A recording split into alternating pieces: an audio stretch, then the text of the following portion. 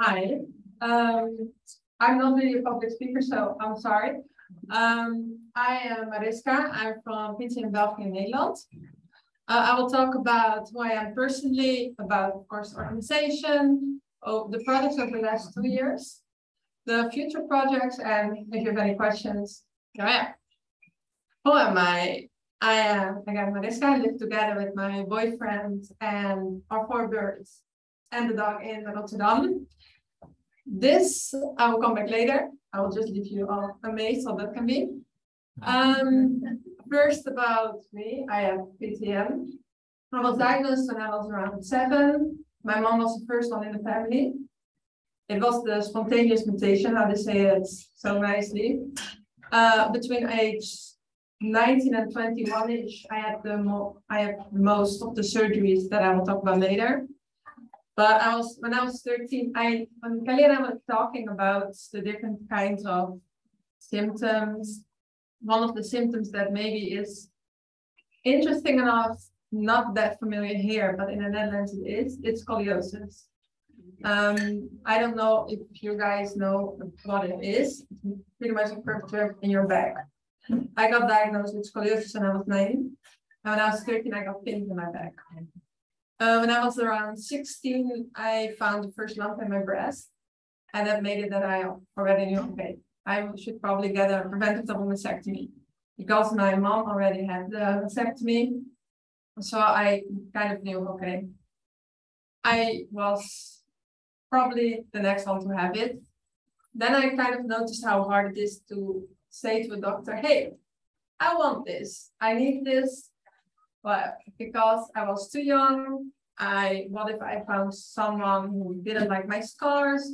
What about maybe any sexual pleasure? Whatever. I was like, I don't care. I knew I wanted it, I needed it. So the first doctor, she said all those things, and I went to the next one. And the next one said, you know what? It's your choice, it's your body, we will do it. So I got my preventative mastectomy when I was 19 or 20. And when I was a year later, I got diagnosed with borderline tumor in my ovaries. So my ovaries were also removed. So that all happened in the time span of like 2-ish years. Now about this thing, there is a show in the Netherlands that's called Doctors versus Internet. My boyfriend was from Ireland, was all like, hey, that's an interesting way because we will not have that in the UK. Because the premises is 3 doctors and 3 famous celebrities are gonna guess what the patient has. So I was there, I said my symptoms. The doctor said the doctors could only use their brain, and the celebrities, they use the Google, the wonderful world of Google. If you are interested, I translated it and all the subtitles, and you just need to find on YouTube Doctors versus Internet, Mariska Den Outer, and you will find it. And then you also see who was right, because I will not say in spoilers. This is our board. Me, the chairman, Jeroen, Tanya, Alice, and Kitty. I'm the one who keeps I'm the one who is on social media. I was also the one who contacted Kelly of like, can we maybe do something together? And here I am. This is how we started all the Zoom meetings. Kitty and I joined in December 2020. And it was a bit of a interesting way because Freya is the one who asked me to join after she found out about Doctors versus Internet. Freya was the chairwoman and she stepped down. Jeroen was the one who said, I will take part now. I will be the new chairman. And since then, yeah, this is pretty much our team. The project of the last 2 years, when Kitty and I joined, they already had the idea of the Kids Day cancelled because of COVID, same as the Patient Day. Then we were thinking of something else. What should we do now to still get the info out there? we came to the conclusion of 4 webinars and have information flyers. So those 2 we made sure it will be in 2001 and 2022. We started with the information flyers and the webinars. The webinars are pretty much what we're doing now, but then online. The online get-togethers, coffee momentum, the Kids Day and the Patient Day. The webinars, we had 6 over the course of half a year. We have multiple different kinds of subjects, from the psychological effects to Dr. Jolanda Schieping. She is the famous Kouden doctor. She calls herself a big-headed doctor because of, well, you guys know. And yeah, so she did it, and we have multiple, and it was pretty much a success. You will see one of the webinar stills and our information flyer. We have 2 different versions for the patient and also for the doctors, because no offense, but they also don't know anything. The 2 coffee moments, Alice and Kitty, they are the 2 who talk about it. Because one thing that we really missed were the talking with each other. The webinars was mostly receiving end. They talked, we received, and we also got feedback of, more of a connection and a community.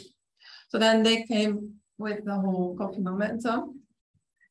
Also here, multiple subjects. One of the latest ones, what if you have a partner with PTN? How are you coping with it? Can we help you?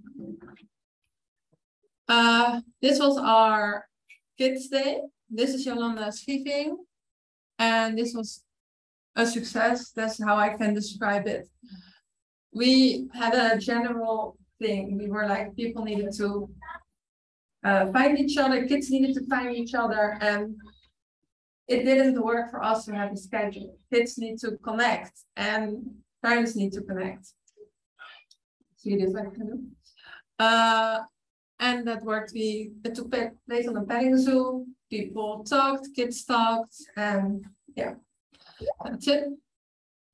Our future projects, Kids and Patient Days. Our next patient day will be in November. We of course already planning.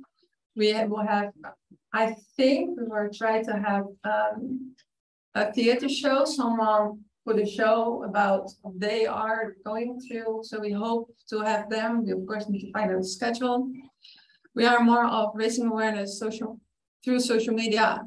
Victor has Kouden, and of course, mostly working to build a connected community. Here and there, I already talked with people about Victor has Kouden. I have our book here. Victor has Kouden is about, the little boy called Victor who has Kouden. And what we hope, one of the reasons that I brought it is because kids also need information. As parents are mostly giving the information versus you cannot really think about how the kids will receive it.